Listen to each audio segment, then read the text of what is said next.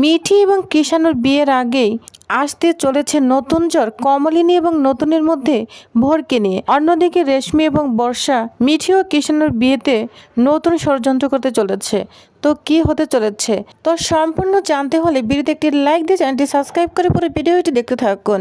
গল্পের শুরুতেই আমরা দেখতে পাবো, আচ্ছা ভোর, তুমি কেন যেতে চাচ্ছ না? তার কারণটা কিন্তু এখন আমি বুঝতে পারিনি। তখন ভোর বলে, কেন বুঝতে পারিনি? আমার যাটা সম্ভব হবে না সেটাই তো আমি বলছি, এটাই কি যথেষ্ট নয়?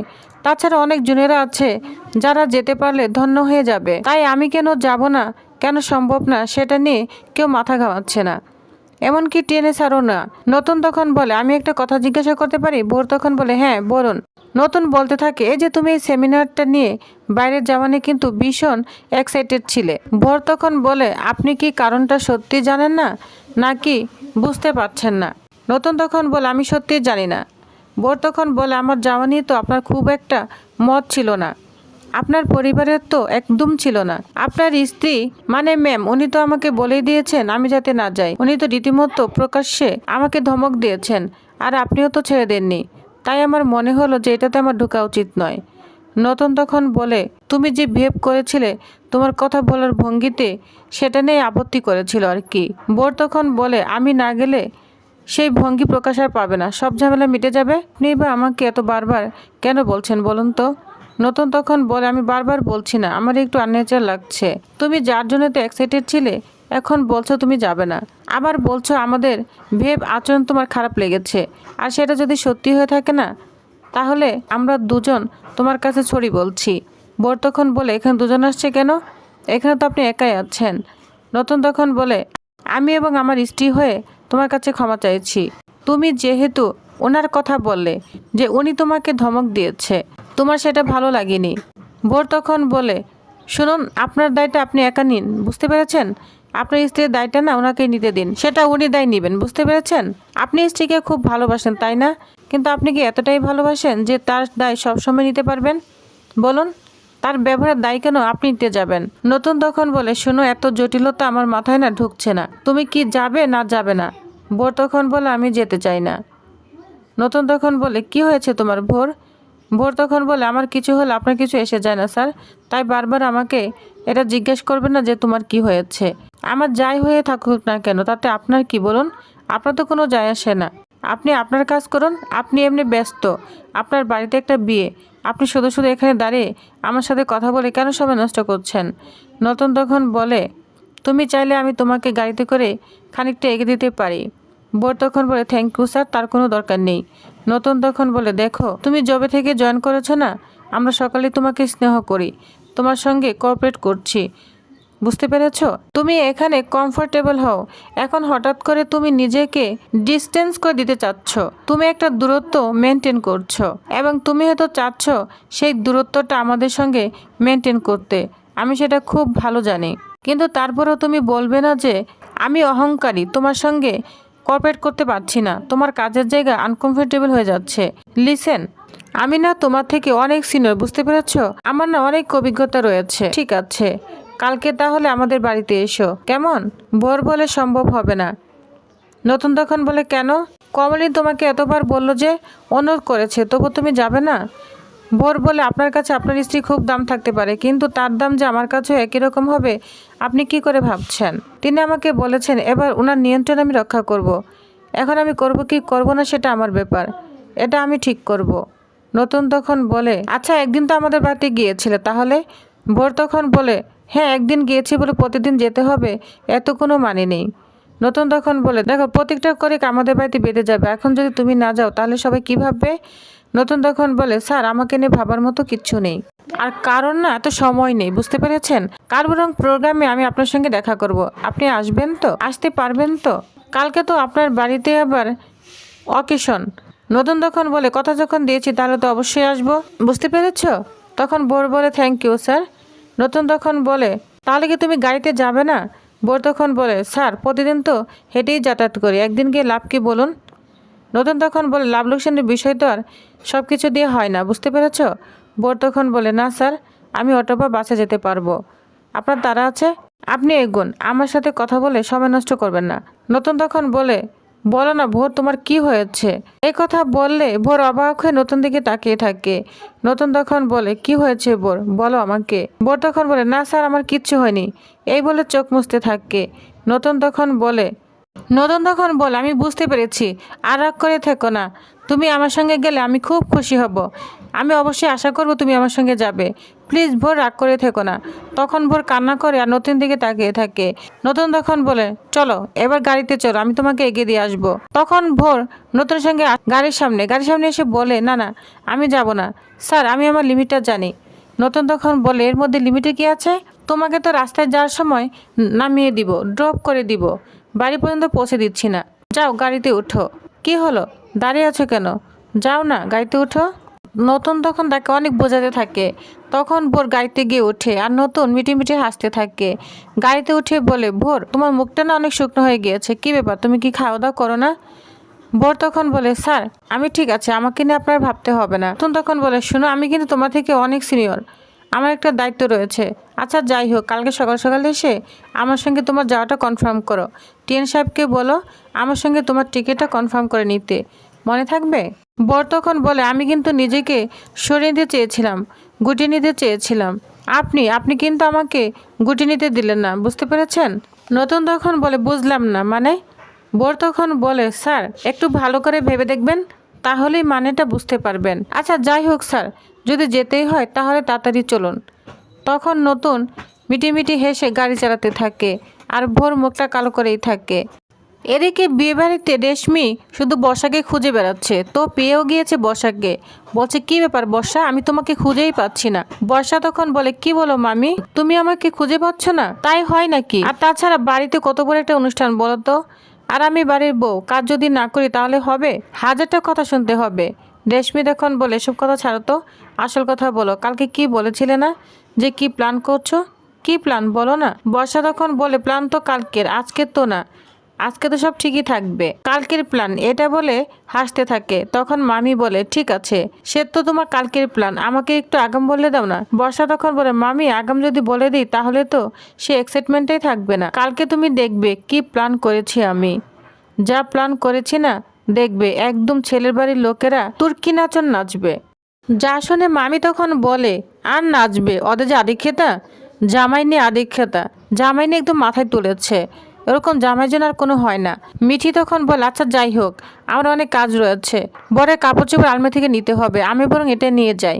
তখন রেশমি বলে, আর বর ওই দেখো নিজ চলে এসেছে, প্রেম করে বিয়ে করেছে না, নিমন্ত্রণ পেয়েছে আর হ্যাংরা মতো চলে এসেছে। বর্ষা তখন বলে, হ্যাঁ আমাদের সবাইকে নিমন্ত্রণ করেছিল, কিন্তু আমি বলছি যাব না। বাড়িতে কত বড় ধকল বলো, মিঠিল যাবে কিনা জানি না। মিঠিলের কথা না আর বলো না, সে তো আবার সব জানতা, সবকিছু তার একটা বিশেষ অভিজ্ঞতা আছে, নিজেকে কিভাবে কে জানে। বর্ষা তখন বলে, জানো তো আমি ওর একটা নাম দিয়েছি, অটল কুমারী। যা শুনে রেশমি হাসতে থাকে আর বর্ষাও তো হাসতে থাকে, দুজনের হাসিতে যেন মুক্ত জোরে, হাসি থামতেই চায় না। রেশমি তখন বলে, সত্যি বর্ষা, তুমি না অনেক ভালো বটে, জানো না? আচ্ছা যাই হোক, তুমি কি প্ল্যান করেছো, কি ভেবেছো, আমাকে কিন্তু ঠিক মতো বলো, ঠিক আছে? তখন বলে, মামি ভুলে যাব কেন, আবার কিন্তু ভুলে যেও না, বুঝতে পেরেছো? বর্ষা তখন বলে, ভুলে যাব কেন মামি, যা কাণ্ডটা হলো, বাবা মামু তো কোনো প্রতিবাদও করলো না। অবশ্য তুমি চলে যাওয়ার পর একটু ভয় পেয়েছিল, আমি যদি একটা চাকরি করতে পারতাম না, কোনোদিন এই সংসারে আসতাম না, জানো? বর্ষা তখন বলে, মানে? চাকরি করলেও সংসারটা তোমার, বুঝতে পেরেছ? তুমি কেন বাবার বাড়িতে যেয়ে থাকবে, ওখানে চাকরি করবে? ওই সংসার তো তোমারই, তাহলে তুমি কেন নিজেকে গুটিয়ে রাখবে? আচ্ছা তুমি কত বছর ধরে সার্ভিস দিয়েছো বলো তো, তুমি ওই সংসারের জন্য কত কি করেছো, তার কি কোনো দাম নেই? বাড়ির লোক এটা করবে? কেউ তো করবে না। আর তোমার যে শাশুড়ি, তার তো কোনো কথাই নেই, তুলনাই নেই। রেশমি তখন বলে, আমার শাশুড়ি অমনি, বুঝতে পেরেছ? ওরকম পিন মেরেই কথা বলে, কি করব বলো? তোমার মামুকে তো চেনো, তার কাছে আবার তার বাবা মা ছাড়া আর কেউ নেই, তারা বলতেই যেন সে প্রাণ। আর এই যে শাশুড়ি, মেয়েকে বিয়ে দিচ্ছে বুড়ো বয়সে, সেই ওই পরে মেয়েকে আবার বিয়ে দিচ্ছে, কি যে আদিক্ষেতা। ওরকম যদি আমরা করতাম না, তাহলে দেখতে কথা শুনতে শুনতে মরে যেতাম। বর্ষা তখন বলে, হ্যাঁ বুঝতে পারছি, জানো তো আদিক্ষেতার আর শেষ নেই। রেশমি তখন বলে, বলো না বর্ষা, কি করবে আমাকে ডিটেলস বলো না। বর্ষা তখন বলে, না মামি, তোমাকে এখন আমি ডিটেলস কিচ্ছু বলবো না, শুধু একটা কথা বলছি, আমি কিছু ডকুমেন্ট পেয়েছি। সেই ডকুমেন্ট যদি একবার ছেলের বাড়ির লোকের হাতে পৌঁছে দিতে পারি না, তাহলে কিন্তু একদম কেল্লাফ হতে, বুঝতে পেরেছো? বিয়েটা কিন্তু আর হচ্ছে না। যা শুনে রেশমি তো অনেক খুশি হতে থাকে। বলছে আচ্ছা কি কি ডকুমেন্ট পেলে বলো না। তখন বর্ষা বলে না না এখন বলবো না, বুঝতে পেরেছো? রেশমি তখন বলে তার মানে ওই অপারেশনটা নাটক ছিল? বর্ষা তখন বলে হ্যাঁ, আমার অনুমান তো আগে থেকেই ছিল, কিন্তু একটা কাগজ পেয়েছি, ওই কাগজেও কিন্তু ওইটাই লেখা আছে। এবার কাগজটা ছেলের বাড়িতে পৌঁছে দিব। বর্ষা তখন বলে ছেলের বাড়ি এত উদার, সবই তো জানে, তো কি হয়েছিল? এত কিছু জানার পরেও তো তারা বর্ষাকে আপন করে নিয়েছে, তারা মিঠিকে আপন করে নিয়েছে। বর্ষা তখন বলে ছাড়ো তো, দেখো না মামি, বিয়ের আগে মেয়েদের জীবনে কোনো ঘটনা ঘটেছে সেটা জানা, আর মেয়ের পেটে বাচ্চা এসে গিয়েছিল, তাহলে কি হবে বুঝতে পেরেছো? একদম আকাশ থেকে তারা মাটিতে পড়ে যাবে, বুঝতে পেরেছো? রেশমি তখন বলে তুমি তো শিওর বর্ষা ঠিক প্রেগনেন্ট ছিল এবং কাগজে তাই লেখা আছে? বর্ষা তখন বলে প্রেসক্রিপশনে তো আর মিথ্যা কথা লেখা নেই, তাই না মামি? রেশমি তখন বলে কি বলছো তুমি? বর্ষা তখন বলে ঠিক বলছি, তার মানে তোমার কথা শুনলে ছেলের বাড়ির লোক আর ওকে বউ হিসেবে মেনে নিবে না বলো? বর্ষা তখন বলে নেওয়া তো উচিত নয়, তাই না? দেখো মেয়ের জীবনে ঘটনা ঘটেছে, তাকে মেনে নিচ্ছে, তাই বলে মেয়ের পেটে বাচ্চা এসেছিল এটা কি মেনে নেওয়া কখনো সম্ভব? বর্ষা ছিছি করতে থাকে আর বলে আমার উচিত সত্যিটা ছেলের বাড়ির সবাইকে জানিয়ে দেওয়া, তাই না? কি কাণ্ড বলো তো, যারা ভগবানকে ভয় পায় না, আমার তো মনে হয় তারা ভগবানকেই বিশ্বাস করে না। আমি তো বিশ্বাস করি, বলো? এত বড় একটা মিথ্যা চাপিয়ে রেখেছিল, এটা কি বলো পাপ হবে না? আমার তো ভগবানের ভয় আছে, আমাকে পাপ দিবে। তখনই ওইখানে মিঠি চলে আসে, বলছে ও তোমরা এখানে? আমি তো তোমাদের খুঁজে খুঁজে বেড়াচ্ছি। বর্ষা তখন বলে কেন, আমরা তো এখানেই আছি, এই তো বরে কাপড় চোপড় নিতে এসেছি, আলমারিতে রাখা ছিল, এজন্য এখানে এসেছি, ভাবলাম গুছিয়ে টুছিয়ে একেবারেই যাই। মিঠিল তখন বলে আচ্ছা তো মামি তুমি এখানে কি করছো? তখন মামি বলে আচ্ছা আমি কি এখানে আসতে পারি না? বর্ষা তো বাড়ির বড় বউ, আমি যদি তোমার কাছে যেতে পারি তাহলে বর্ষার কাছেও আসতে পারি, তাই না? মিঠিল তখন বলে মামি এমন করে কেন কথা বলছো? আমি তো তোমাদের খুঁজতে এসেছি, পাইনি, এজন্য বর্ষাদির ঘরে চলে এসেছি। তুমি যে কোনো ঘরে যেতেই পারো, এতে আমার কোনো বলার কিছু নেই। মামি তখন বলে না না, আসলে আমি বুবলাইকে খুব ভালোবাসতাম, তো এই জন্যই বুবলার ঘরে এসে বর্ষার সঙ্গে একটু কথা বলি, আমার ভালো লাগে। মিঠিল তখন বলে তার মানে বাবিলকে তুমি ভালোবাসতে না? রেশমি তখন বলে কখন বললাম, আমি দুজনকেই সমান ভালোবাসি। তখন মিঠিল বলে না এটা যদি তোমার ছোট ভাগ্নে শুনে তাহলে তো কষ্ট পাবে, আমাকে বলেছে ভালো কথা, ওকে আর বলো না। তুমি যদি বড় বউকে ভালোবাসো ছোট বউকে ভালোই বাসো না, শুনলে তো আমার কষ্টই লাগবে, এজন্যই বললাম। এই নিয়ে বর্ষা, রেশমি এবং মিঠিল খুব তর্ক করতে থাকে। তখনই ওইখানে কেউ একজন জানায় নিচে ডাকছে, আইবুড়ো ভাত অনুষ্ঠান শুরু হয়ে যাবে। তখন নিচে মামি, রেশমি, বর্ষা এবং মিঠিল চলে এসেছে। রেশমি এবং বর্ষাকে দেখে বলে কি ব্যাপার, তোমরা এত দেরি করে আসলে, তোমাদের কি হয়েছিল? তখন মামি রাগান্বিত হয়ে বলে আমাদের জন্য কি আবার আইবুড়ো ভাত আটকে ছিল? সেদিন তো এত অপমান করে বাড়ি থেকে তাড়িয়ে দিয়েছো, আজ আবার হঠাৎ কি হলো? যেন একেবারে আমাকে ছাড়া কিছুই ভাবছেন না। নতুন তখন বলে ম্যাডাম আমি হাত জোর করে আপনাদের কাছে ক্ষমা চাচ্ছি, আপনার কাছে ক্ষমা চাচ্ছি সকলের হয়ে। আজকে তো একটা বিশেষ দিন, আজকে কোনো মনোমালিন্য নয়, বুঝতে পেরেছেন? আজকে শুধু আনন্দ আর আনন্দ, প্লিজ। প্রশ্ন তখন বলে আর তোমাকে তো সিম্পল কথা বলা হয়েছে, তার জন্য এরকম কেন রিয়েক্ট করছো, এখন এই কথা মনে রেখেছো? রেশমি তখন মনে মনে বলে আমি এখন সবার সাথে ভালো ব্যবহার করে মিলেমিশে থাকি, তা না হলে পরে তো আবার ঝামেলায় পড়তে হবে, এটা মনে মনে ভাবতে থাকে। তখন হেসে হেসে কথা বলতে থাকে সবার সাথে, বলছে না আমি একটু বর্ষার সাথে গিয়েছিলাম ওই শাড়ি দেখতে, বরে কাপড় চোপড় দেখতে, এই আর কি, তো সবার সঙ্গে মিলে যায়। আর বলতে থাকে একমাত্র ভাগ্নির বিয়ে বলে কথা, তো এটা নিয়ে মজা করতে থাকে। আর তখন বর্ষা বলে হ্যাঁ হ্যাঁ, এই যে জামাই তো চলে এসেছে আইবুড়ো ভাত খাবে। কৃষাণু তখন বলে বিয়ে তো আর মিঠির একা হচ্ছে না, আমারও হচ্ছে, তাহলে আমি কেন খাবো না? আর তাছাড়া আমি আপনাদের সবাইকেও বেলে নিয়ে যাই একদম ধরে, বুঝতে পেরেছেন? এর জন্য এসেছি।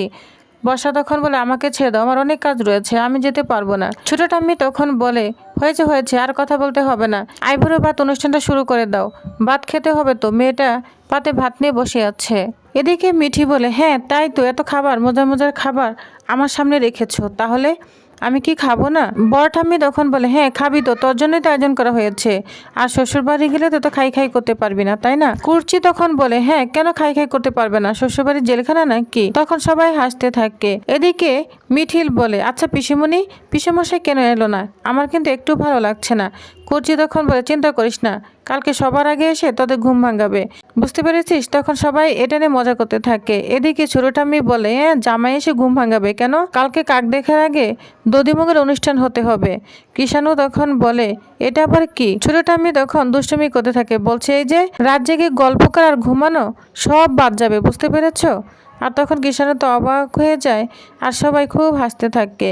তো টিউবার্স, তাহলে নেক্সট আপডেট আর কি হতে চলেছে? সবার এই হাসি তো থাকবে। মিঠি ও কৃষাণুর বিয়ের মধ্যে কমলিন ও নতুনের মধ্যে ভোরকে নিয়ে তাহলে কি আসতে চলেছে নতুন ঝড়? অন্যদিকে বর্ষা ও রেশমি নিয়ে আসছে মিঠি এবং কৃষাণুর জীবনে আরেক নতুন ঝড়। তো কি হতে চলেছে নেক্সট আপডেটে জানতে অবশ্যই আমার সাথেই থাকুন। ধন্যবাদ।